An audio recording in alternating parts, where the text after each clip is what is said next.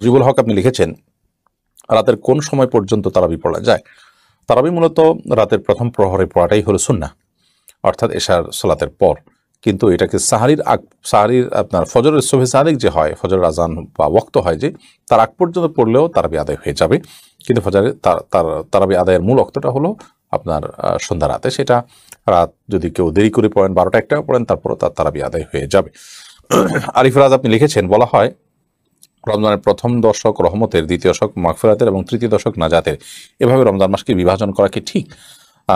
রমাদান মাসের প্রথম দশক রহমতের, দ্বিতীয় দশক মাগফিরাতের, তৃতীয় দশক নাজাতের জন্য স্পেশাল। পুরো মাসেই রহমত, নাজাত, বরকত থাকে, কিন্তু বিশেষভাবে এই দিনগুলোতে একটু আল্লাহ তাআলা বান্দাকে বেশি রহমত, বেশি বরকত, বেশি নাজাত দিয়ে থাকেন এই দশকের অনুপাতে।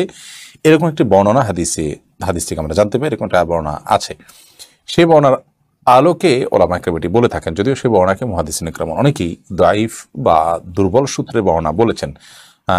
সেই দুর্বল সূত্রে বর্ণনার দিকে তাকিয়ে আমরা বলতে পারি যে এভাবে বিভাজন করাটা সহি বা বিশুদ্ধ হাদিস দ্বারা পরিপূর্ণভাবে প্রমাণিত নয়। বাকি এটা একেবারে হাদিস দ্বারা বর্ণিত নয়, একেবারে ভুয়া ভিত্তিহীন, এরকমটি বলারও কোনো কারণ নেই। আমরা অনেকেই ক্ষেত্রে সীমা লঙ্ঘন করি।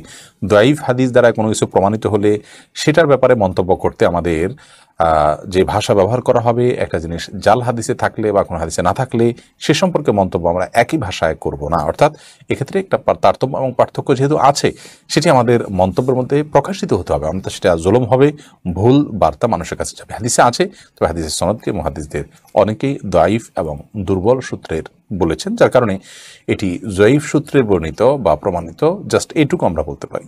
আশিক আইডি থেকে আপনি লিখেছেন, রোজার মধ্যে আতর বা সেন্ট ব্যবহার করা যাবে কিনা? যাবে, কোনো অসুবিধা নেই। আতর বা সেন্ট ব্যবহার করলে রোজার কোনো ক্ষতি হবে না। আমরা অনেকে এটা নিয়ে অহেতুক পেরেশানিতে ভুগতে থাকি এবং আমরা মনে করি যে এর ফলে বোধহয় সিয়ামের কোনো ক্ষতি হবে।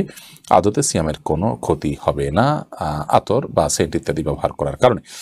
আব্দুল্লাহ আপনি লিখেছেন, রোজা রাখা অবস্থায় যদি স্বপ্নদোষ হয় তাহলে কি রোজা নষ্ট হবে? না, নষ্ট হবে না। এরপরে নোরাইনি আইডি থেকে আপনি লিখেছেন, শরীরের কোনো অংশ কেটে রক্ত বের হলে রোজা হবে কিনা? শরীরের কোনো অংশ যদি কেটে রক্ত বের হয়, এতে কোনো রোজা ভঙ্গ হবে না। মুনি আহমেদ লিখেছেন, গর্ভবতী মহিলা যদি রোজা রাখা অবস্থায় বমি করে তাহলে কি রোজার কোনো ক্ষতি হবে? রোজা রাখা অবস্থায় যদি বমি করে তাহলে সেক্ষেত্রে সেই বমির কারণে রোজা ভঙ্গ হবে না। যদি বমির মধ্যে কিছু জিনিস সে গিলে ফেলে ইচ্ছাকৃত, তাহলে রোজা ভঙ্গ হবে। ইচ্ছাকৃত বমি করলে সেটাও রোজা ভঙ্গের কারণ হিসেবে বলেছেন অনেক ওলামা কেরাম।